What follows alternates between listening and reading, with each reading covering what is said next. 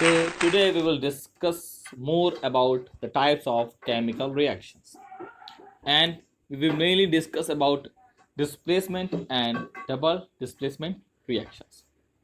So first we are going to talk about displacement reactions. So what is displacement reaction? So it's a chemical reaction in which a more reactive element displaces a less reactive element from its compounds, and both metals and non-metals take part in displacement reaction. इसका meaning ये है कि ये एक ऐसी reaction है जिसमें एक एलिमेंट दूसरे एलिमेंट को उसके कंपाउंड से हटा देता है, रिप्लेस कर देता है।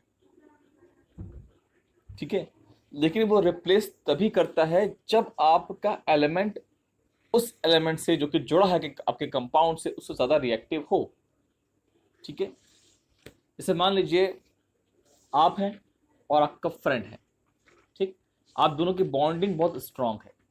अब बाद में आपके क्लास में एक थर्ड पर्सन आता है और उसकी फ्रेंडशिप जो है वो ज़्यादा अच्छी हो गई अगर आपके फ्रेंड से, तो वो क्या करेगा? वो आपको आपके फ्रेंड से अलग कर देगा, because now they have more strong bonding and you will be replaced. So the condition is you must have that element which is more reactive with that element which is combined with the another atom or group. Okay, और इस तरह के reactions में metal और non metal दोनों ही participate करते हैं. इसका मीनिंग क्या है कि इन रिएक्शंस में एक मेटल दूसरे मेटल को रिप्लेस कर सकता है और एक नॉन मेटल दूसरे नॉन मेटल को रिप्लेस कर सकता है on this condition that one is more reactive than the other. Okay, now we will take the example of reaction between zinc and hydrogen chloride or hydrochloric acid. So when you take the dilute solution of hydrochloric acid and we put the zinc metal, so zinc is actually more reactive than hydrogen. So that's why zinc will replace hydrogen from its compound. So zinc will form zinc chloride and hydrogen ion is converted into hydrogen gas. Okay, now the example number 2 is reaction between silver bromide. So reaction between silver bromide and chlorine. So chlorine is actually more reactive than bromine. Okay, so that's why when you dissolve the silver bromide salt in the water and when we pass the chlorine gas in that solution, so chlorine will replace bromine from the silver bromide compound. So it will form silver chloride and bromide ion will be converted into bromine molecule. Okay, done. So now let us take some important fact in the mind that in a displacement reaction, a metal always displaces a metal, a non-metal always displaces a non-metal, and a cation always displaces a cation, and an anion displaces always an anion. So it is compulsory. There is no confusion. Metal हमेशा metal को ही replace करेगा, non metal हमेशा non metal को ही replace करेगा. ऐसा नहीं होता कि मेटल नॉन मेटल को या नॉन मेटल मेटल को डिस्प्लेस कर दे. इस बात को हमेशा याद रखेगा. Okay, now so we can classify the displacement reaction into two categories. First is anion replacement reaction and second is cation replacement reaction. तो एक बार मैं आपको रिवाइज करा दूं. एनायन वो केमिकल स्पीसीज होते हैं जिनके ऊपर नेगेटिव चार्ज होता है और कैटायन वो केमिकल स्पीसीज होते हैं जिनके ऊपर पॉजिटिव चार्ज होता है. यह पहले क्लास 9th में पढ़ चुके हैं. ठीक है, so let us talk about anion replacement reaction. So in this reaction one anion replaces another one from its solution. यानी एक्चुअली ये जो रिएक्शन है ये कहाँ होगी? सोल्यूशन में. ये रिएक्शन सॉलिड में जनरली नहीं होती, ये एक्वस फेज में होती है, सोल्यूशन फेज में होती है। तो यहाँ पे क्या होगा, एक अनायन जो कि बहुत रिएक्टिव है वो दूसरे कम रिएक्टिव अनायन को उसके कंपाउंड से अलग कर देगा, एक नया कंपाउंड बना लेगा। ठीक है, so suppose that you if you have a compound A B and if you took another anion B dash, so because B dash is more reactive than your B, so it will displace the B from AB and it will form AB dash, and you will get your B n minus ion in your solution. So अब इसको थोड़ा सा practically समझते हैं। तो पहला example हम लेते हैं मैग्नीशियम क्लोराइड का। तो मान लीजिए आपने मैग्नीशियम क्लोराइड को आपने वाटर में डिजोल्व किया, ये वाटर में जब डिजोल्व होगा तो ये अपने आयंस में ब्रेक हो जाएगा, magnesium ion and chloride ion. ठीक है, अब मान लीजिए आपने उसमें एक डाला उसमें मेटल हाइड्रोक्साइड, तो उससे आपको क्या मिलेगा, मेटल आयन और हाइड्रोक्साइड आयन। ओके, अब क्योंकि हाइड्रोक्साइड आयन जो है वो ज़्यादा रिएक्टिव होता है as compare to chloride ion, so now the hydroxide ion will attack on the magnesium ion and it will form magnesium hydroxide. Okay, so the hydroxide ion being more reactive displacing the less reactive chloride ion. Done? Okay, now number 2 we will talk about now cation replacement reaction. देखिए इसमें क्या होता है। In this reaction one cation replaces another one from its solution. So a cation is a positively charged ion or metal. You know that. मतलब cation replacement reaction में क्या होता है कि ये रिएक्शन भी आपकी पहली बात तो एक्वस फेज में या सोल्यूशन फेज में होती है। इसमें एक मोर रिएक्टिव cation जो है वो लेस रिएक्टिव cation को उसके कंपाउंड से रिप्लेस करके एक नया कंपाउंड बनाता है।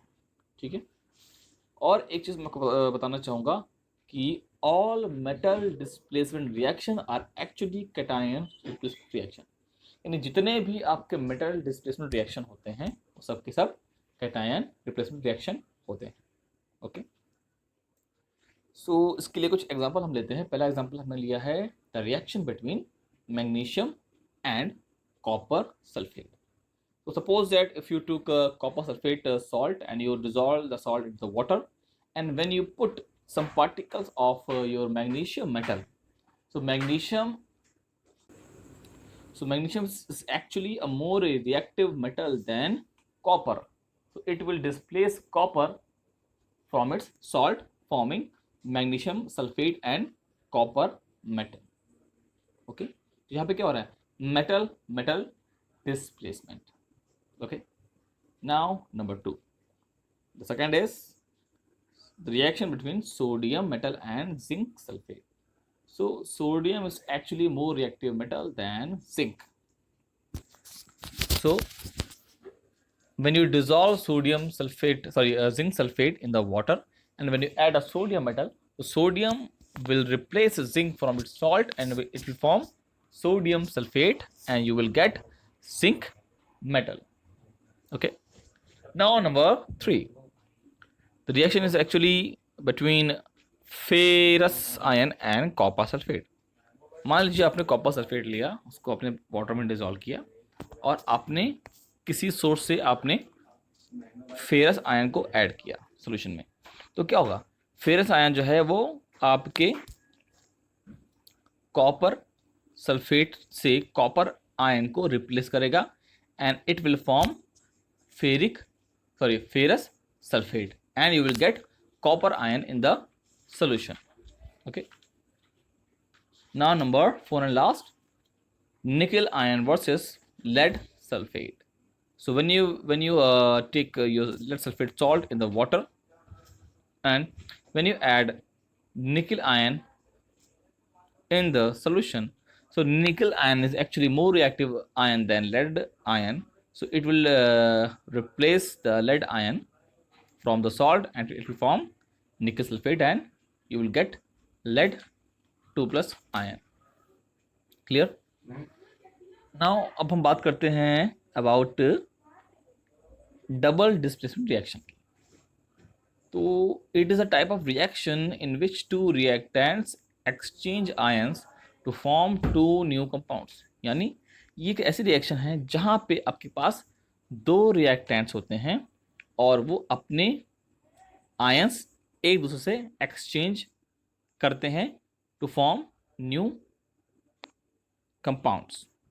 ओके, जनरली ये चीज़ ऑब्जर्व करी गई है कि जब भी कोई डबल डिस्प्लेसमेंट रिएक्शन हम करते हैं तो उसमें जो सेकेंड प्रोडक्ट बनता है वो हमेशा बनता है in the form of precipitate. ठीक है, जैसे कि अगर हम इसका एग्जांपल लें, अगर आप सॉल्ट ले बेरियम क्लोराइड, ठीक है, उसको आप वाटर में डिजोल्व कर लें and then add your sulfuric acid.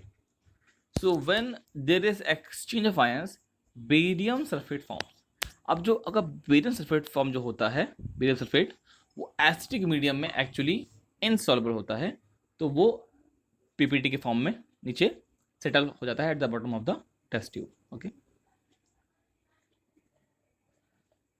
तो जैसे मान लीजिए मैंने एक हाइपोथेटिकल रिएक्शन लिखी है, A B plus C D giving you A D and C B, जहाँ ए बी में ए जो है वो एक्चुअली कैटायन बनाएगा, बी बनाएगा एनायन, और सी बनाएगा कैटायन, और डी बनाएगा एनायन। ठीक है, अब क्या होगा कि जब ये दोनों ही कंपाउंड वाटर में डिजॉल्व होंगे तो ए बी टूटेगा ए आयन और बी आयन में। ठीक है, और सी डी टूटेगा सी आयन और डी आयन में।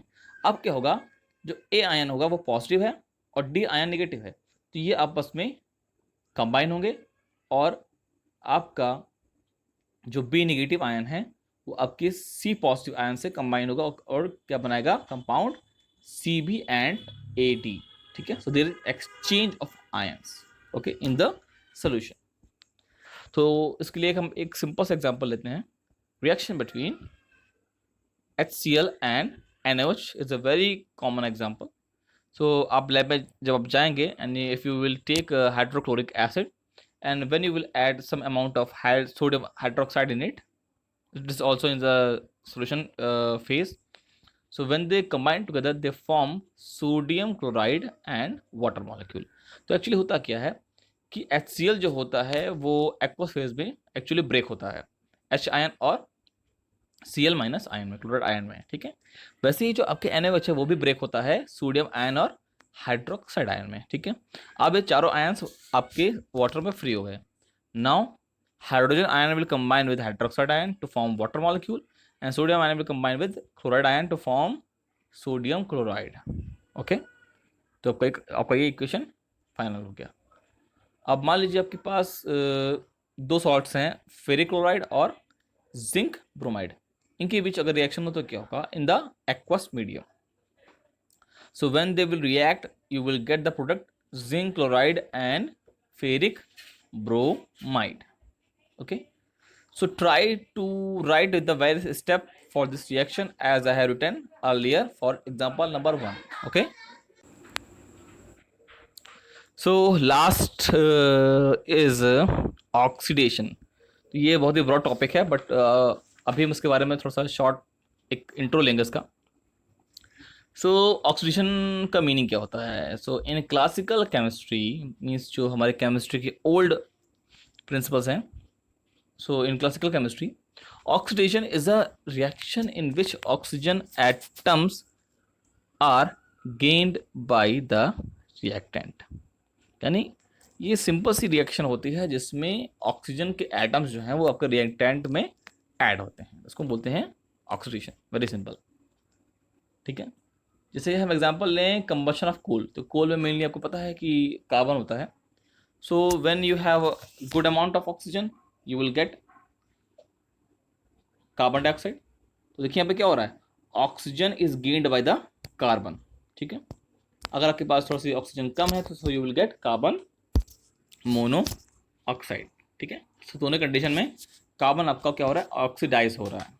ठीक है, तो एक जो है डेफिनेशन इसकी और भी है ऑक्सीडेशन की, कि oxidation reaction is also defined as a reaction in which hydrogen atoms are lost by the reactant. यानी ये एक ऐसी रिएक्शन है जहाँ पर आपका जो रिएक्टेंट है वो हाइड्रोजन एटम्स को खो देता है, लूज कर देता है। तो उसको भी हम लोग ऑक्सीडेशन कहते हैं। जैसे कि आपके पास एक एग्जांपल है इथेनॉल का। तो इथेनॉल में देखिए कितने हाइड्रोजन है, 3 + 2 + 1 टोटल 6 हाइड्रोजन। तो जब ये आपका कंपाउंड जब ऑक्सीडाइज होता है तो एक्चुअली इसमें से हाइड्रोजन कम होते हैं। Now count the hydrogen in ethanol, 1 2 3 4। इसका मतलब क्या हुआ कि आपके अल्कोहल के एक मॉलिक्यूल से 2 हाइड्रोजन एटम लॉस्ट हो गए। So because of losing of hydrogen atoms it will be called oxidation. यानी भाई यहाँ पे ग्लूकोज का क्या हो रहा है, ऑक्सीडेशन हो रहा है।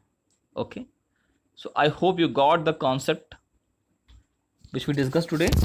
We will talk more about these reactions in the next day.